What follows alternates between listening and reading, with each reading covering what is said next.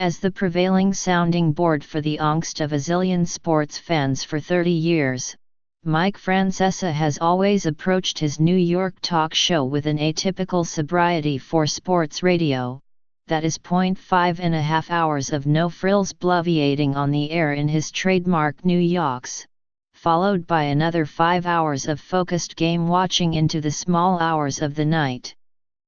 The rest of his days have largely involved planning for future shows and future trips to the Super Bowl, then spring training on an endless loop. Not this year. Not after Friday, when Francesa, whose show has been dominating New York's airwaves practically since its inception in the late 1980s, signs off WFAN for what he insists will be the last time to try something new, he said wistfully during an interview Wednesday, just before airtime. A football Monday without Francesa ranting and ruminating seems almost unfathomable to many listeners. His departure marks the end of an era for a medium that has endured a radical disruption in recent years.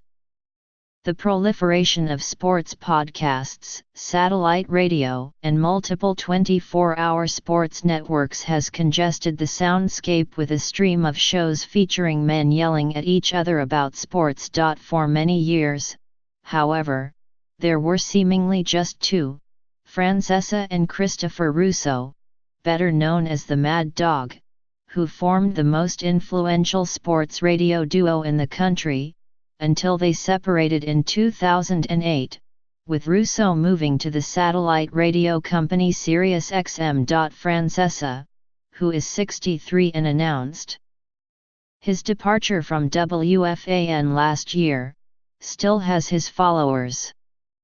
His show remains at the top of the ratings among men aged from 25 to 54 in the market, attracting over 1.1 million different listeners per week, according to figures from Nielsen. The numbers have skewed older lately. Millions of other, often younger, sports fans are downloading podcasts from the likes of Bill Simmons or Tony Kornheiser. Mike D., the president of sports at Entercom Communications, which owns WFAN and more than 200 other stations in 48 markets, said Francesa's departure was a pivot point. Francesa has famously resisted social media, though several parody Twitter accounts might make you think otherwise, and he can still devote hours discussing horse racing. Entercom plans to renovate its digital platform, expand deeply with video and emphasize social media. Chris Oliviero, Entercom's executive vice president for programming, said the company was increasing its focus on attracting a younger audience, perhaps by broadening the traditional definition of sports talk to include mixed martial arts and esports. What you want to make sure when you make these programming changes is that you acknowledge the date on the calendar, Oliviero said. You acknowledge that the world is different in 2018 in terms of appetites. Even Francesa has hinted at the possibility of following in the footsteps of Kornheiser and Simmons by starting a podcast. They still command an audience without the limitations of radio. Some have also speculated about an on-air reunion with his former cohort, Russo, on satellite radio. Francesa, who has a non-compete clause in his contract prohibiting him from announcing any new venture until the spring, has stayed coy about his future. Whatever his future holds, there are plenty of sports fans who will miss Francesa when he is off the air. His authority, or arrogance, depending on one's perspective, has inspired the nickname Sports Pope. His abdication, in turn, is being treated like a rough breakup. I just needed to call one last time, said Kevin from Ocean Point, a caller on Francesa's show this week. Thank you, Francesa said. What's up? Francesa has tried to reassure his audience that there will still be ways to listen to him, even if, he has joked, that means going door to door giving his opinions about the day's sports news. In his office, there was a pile of unopened letters atop an empty desk and a framed acrylic painting of his hero, Mickey Mantle, on the floor. He will not, as he says on air, be back after this. Francesa's exit stemming from a contract dispute with WFAN's former parent company, CBS Radio, 2 years ago, which led to Francesa's refusing to re-sign after his contract expires, leaves a major vacancy at what is arguably the flagship sports station in the country, WFAN, the first 24-hour, all-sports radio channel. Francesa's replacement on WFAN in the afternoons is a trio: the former Jets linebacker Bart Scott, Sports Illustrated's digital video anchor Maggie Gray, and Chris Carlin, who began as a producer for Mike and the Mad Dog. Mark Chernoff, the station's longtime vice president for programming, said he expected their varied backgrounds and personalities would bring in new listeners. To try to replace Mike with something that sounds exactly like Mike is a death sentence, Oliviero said. Francesa seemed skeptical that any departure from the traditional approach to attracting listeners on radio with good, old-fashioned content will make a difference when radio is at its best. It's live and local, he said. They've put too much of their effort into digital, and not enough selling to the people who are in their backyard.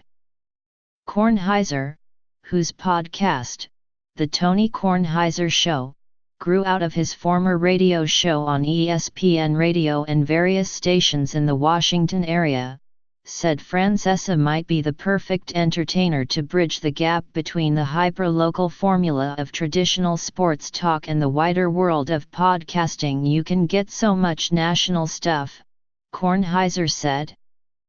But local is the commerce of your life. Indeed, Francesa's shows are marked by his argumentative, often dismissive, repartee with the callers.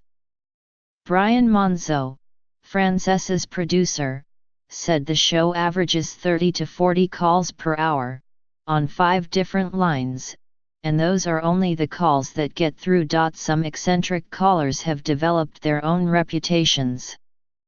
A glance at a number on hold revealed how many times that person had called, 409, and how many times he had gotten on air, 87.